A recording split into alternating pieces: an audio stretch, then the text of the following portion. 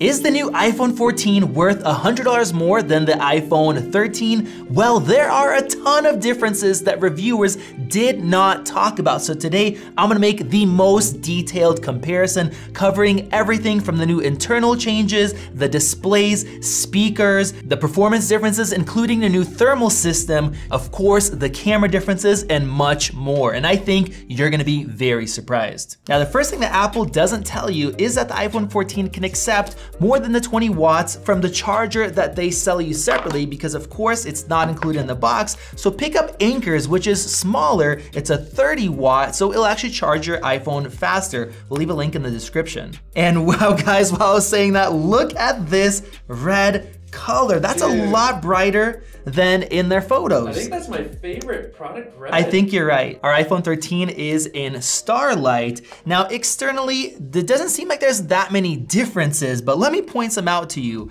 First off, on the right-hand side, the 5G antenna is quite a bit larger now. Nobody is mentioning this, but that's because the 14s have a new 5G chip, just like the 14 Pros. And when we tested that out outside, the 14s were almost twice as fast as far as downloading outside, and over 50% faster in terms of uploading. And it's not only a difference in terms of 5G. When I switched over to LTE inside of this office, the download speed was over 4 times faster, and the upload speed was almost 4 times faster. That is a massive difference. Now that was on the 14 Pro Max, but the 14 has the same chip and antenna as this phone. So if you either upgrade or you choose to get the iPhone 14, you will have better reception and much faster speeds. Now with that upgrade, Apple also ditched the SIM slot, which is a downside for a lot of people if your carrier doesn't support it or if you like to swap SIMs. But on the plus side, this thing can now have up to 8 or more eSIMs with 2 enabled at the same time, where on the iPhone 13, you can have 2 eSIMs plus the physical. But overall, I think that's still a disappointment. None of the buttons have changed on this model, so you might think that you can reuse the same case, but nope, because the camera bump has gotten larger, and with that, it also is a little bit thicker as well, so you will have more rocking on the table. That is because the camera's been updated, it has larger rings, and we also have a new brighter flash that's more uniform, which we'll test in a little bit. Now, regardless of whether you upgrade to the iPhone 14 or not, one of the must-have apps you should download is PDFelement from our sponsor Wondershare, which is an easy to use and affordable all-in-one app that lets you edit, convert, annotate, organize, sign, and fill PDF forms and documents across desktop, mobile, and the web. It's also got awesome features like merging PDF files together, scanning documents and turning them into PDF documents with digital signatures, and password protection support. So check out PDFelement by using the link in the description. Now, people have been saying that the 14 is basically just a copy paste of the 13, but they're not talking about a massive difference, and that is the internal changes. With the 13 and previous phones, you would open them up from the front and access all those components. But with the 14, you actually open it up from the back glass, and that makes it much easier to replace it. Now, all the components are also completely shifted around, and there is now a metal plate that we see from X-rays that can also help with thermals. So Apple had to go through a ton of trouble changing this up for people to say it's the same phone. Now, what is the benefit to all of us? Well, on the iPhone 13, it cost you $449 to replace the back glass if you don't have AppleCare. Now it is only $169, a much more palatable repair. So if you're not somebody that buys AppleCare, that difference alone can make up for the extra price of the 14. Now, a couple awesome features are the new crash detection and emergency SOS via satellite features. Now, these things are awesome for safety. Crash detection is great, but you can also get that in the new watches. But the satellite connectivity will allow you to connect no matter where you are at. So if you're stuck, you can send a message, you can get some help, and that is something that is great. If you're gonna be keeping this phone for a long time, that extra layer of security. The 14 also has slightly better battery life, 1 extra hour of video streaming, and that's because it does have a slightly larger battery. Now, the rated charging speeds haven't changed, but we know from our own testing, if you're using wireless charging while you have the phone on, for example, if you're using GPS in your car, the wireless charging slows down quite a bit, and because the new 14 has a new thermal system, it will charge faster. Now, another hardware change is that the iPhone 14s have Bluetooth 5.3 compared to 5.0, and that will work great with the new Apple Watch Series 8 or the new AirPods Pro because that Bluetooth uses less power, it has better range, and also better call quality and audio quality. So even if you don't have one of those new devices now, chances are in the next 1, 2, 3 years, you will. So that's definitely a benefit. The 14 also has dual ambient light sensors, which will help with auto brightness on the front. So if it didn't work well for you in the past, it's gonna get better. And then on the back, it will help for camera exposure as well. The next thing that I wanna test is the speakers. Apple didn't mention any differences, but the 14 Pro Max is way louder and sounds a lot better than the 13 Pro Max. So I'm really curious about these regular iPhones. So let's go ahead and take a listen.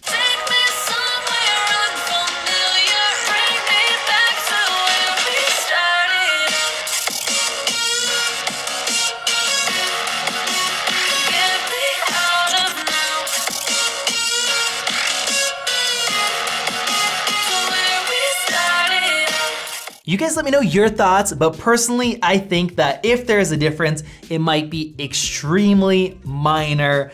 So unfortunately, the iPhone 14 does not get the same nice speaker upgrade as the 14 Pros did. Now, as far as the display, some people have said that there are some changes, some pixels, maybe the bezels, but it's not that noticeable. But in fact, there are no differences whatsoever. The display is identical as far as the maximum brightnesses, the colors, the contrast, HDR, everything is the same. Now, I am a bit disappointed that we don't have the ProMotion from the Pro line. Even if they did a worse version of that, that'd be nice because all the Android competitors have that, and it would make people a lot more happy to get the new 14. Now, one thing that has changed that a lot of people are downplaying is the new A15 processor and what comes attached to that. Now, yes, it is the 5 graphics core model compared to 4 graphics cores, and we'll test that out in a sec, but what is more important to me is the fact that the 14 comes with 6 gigabytes of RAM compared to 4 gigabytes, and I don't know why people don't talk about this. In my daily usage, I compared these last year, the Pro and the regular 13, and the Pro that had 6 gigs, it kept apps open way longer, whereas the 13 model with 4 gigs, I would constantly be finding myself with a YouTube app that closed, I have to go find that video again, other programs, so it is so nice to have the extra RAM, and it definitely is a lot more future-proof. Now, as far as the actual CPU performance itself, let's go ahead and run Geekbench and see what we get. So here are the first results, and it's a bit disappointing. We have a very slightly higher single core score, pretty much doesn't matter, but in the multi-core score, it is actually lower by about 250 points. And yes, this has been updated to the latest version of iOS that actually makes it perform better. So that is interesting. Now, of course, the main change is in the graphics with that extra graphics core. So let's go ahead and run that. And here are the results. This is a lot better. We're seeing a difference of 18.5% in terms of graphics performance, and that is a great thing. But that brings me to thermal performance. Will this chip slow down? Will the screen be dimmed automatically because it gets too hot? So that's why I'm using Antutu here. I maxed out the brightnesses on the display, just like if you're using it outside, and we're gonna see if we get any difference in dimming. I really hope the 14 is a lot better. So far, both of them are exactly the same. I do see the iPhone 14 is smoother because of its more performance. It also means that it's putting out a bit more power and heat than the iPhone 13, but it's handling it. Oh, but look at that, the iPhone 14 dimmed, not by that much, but you guys can see the clouds are a lot brighter here on the 13 than it is on the 14. So the screen is still dimming because it's getting hotter. Right there, the 13 dimmed as well. So it kept up a little bit longer, but now they are pretty much matched up. Now I pulled out my thermal camera and you guys can see the iPhone 13 on the left, it's at 39 degrees Celsius and has a smaller hotspot compared to 40 on the 14, and that heat is spreading out much more so. Now that is actually a good thing because Apple's thermal solution is taking that heat away from the chip and putting it into the body, but that also means that even though they have improved the internals and the thermals, that extra thermal performance is eaten up by the increased graphics performance from that 5th core. And now let's talk about the cameras, because we do have a lot of differences. On stage, Apple made it seem like it was a huge upgrade, and in some cases, they underplayed some things, but in other cases, I think they exaggerated. Starting out with our selfie camera, we now have an upgraded model that's the same as on the 14 Pros, with the biggest change being the autofocus with the front-facing camera. So I took this shot right here way too close up on purpose. It kind of looks weird, but we can definitely see that we have more detail in the 14's photo. The highlights pop a little bit more. We also have a little bit more contrast. And then I took one from a further distance to see if the autofocus matters. And honestly, to me, I'm not seeing that much of a difference. Now, the real change comes when you're shooting in low light. They said it has up to 2 times better low light performance, and you can see here that we have way less noise on the 14's photo. Now, this shot right here was done without the night mode, so when I enable that, the difference kind of goes away. This is slightly sharper, it's slightly warmer. In fact, it always does that with the 14's, but it's not that huge improvement that they talked about on stage. Now, the weakest camera on the iPhone 13 was its ultra wide, and with the 14, they actually didn't change any of the hardware, but they talked about their new photonic engine and being able to use better processing and using deep fusion earlier on for sharper images. And when I zoom in here, honestly guys, I'm not seeing much of a difference. Actually slightly more noise on the iPhone 14's photo, but as far as everything else, I'm just seeing a slightly more contrast. Now, when you're shooting in lower light with the ultra wide, that is when we start to see a difference.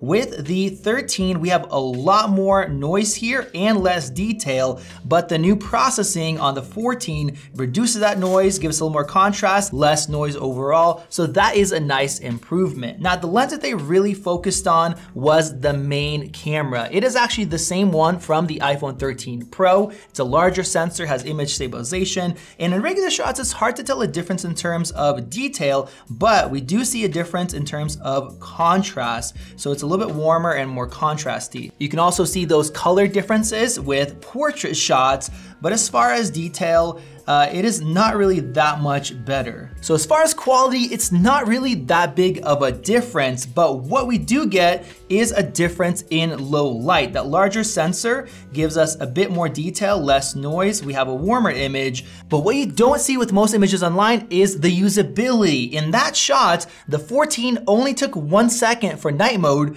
compared to 2 seconds, and in reality feels a lot longer. So you are gonna get sharper shots if you hold your phone for just a little bit of time, and it's just a lot more convenient. Now, the regular iPhone 14s don't have a telephoto camera, so when I did the 5x zoom, which is the maximum, and took these shots, I was hoping for some improvement in detail. But when we go ahead and zoom in even more so, if you're gonna crop digitally, we do see that we have a little bit less noise because of the new processing, but if you look at that sign where it says Valley Mission Center, it's readable on the old one, but not on the new one because it's just overprocessed. Now, the iPhone 13 can do cinematic video, but it's only in 1080p and without HDR. So the new iPhone 14 enables 4K HDR. It definitely gives you extra detail and extra dynamic range if the scene calls for it. So if you're somebody that uses cinematic mode, that is definitely a nice improvement for long-term quality of the video. Now, that also comes into play with the front-facing cinematic mode. On the iPhone 14, we see that we have better dynamic range and we have 4K selected, but that's not the only difference. You can actually switch over to 24 frames per second. So if you're shooting with the rear camera and you're trying to go for that cinematic look, that is the frame rate that you want to go for, and only the 14 offers that. Now, the 14's 1x sensor is larger, so in the shot you could see that we get a little bit more background blur because of that, so that is a positive thing. But one thing that I did not expect is that if you're taking a close-up shot, the larger sensor still allows you to get just as close, if not slightly closer, whereas last year, the Pros, they couldn't get as close because of that larger sensor. That means that Apple changed something up with these lenses. They've optimized it, and it's actually even better than it was before. It is not a downside. And the last thing is the new action mode that is exclusive to the 14 and 14 Pros. This is a software feature that Apple could add to the 13, but they didn't. And as you guys see this footage, it's definitely definitely a lot more smooth on the iPhone 14 than the regular stabilization. Now, on stage when they announced this action mode, we saw a massive difference, and that is because Apple turned off the stabilization on the 13 and had the action mode, which is really good on the 14. I was running outside in this shot, and as you guys can see, the difference isn't as big as it was on stage, but it still is a nice improvement with just a little bit hit of quality because it can't record in 4K. So overall, I would say that this is a nice improvement in camera quality, maybe not amazing in certain cases, but just the usability, the lower light, and the faster shutter for night mode is really nice to have along with those video upgrades. So if you want a better camera and you're trying to decide, I would definitely push you towards the 14. And now getting into, should you buy the 14 over the 13 at $100 less?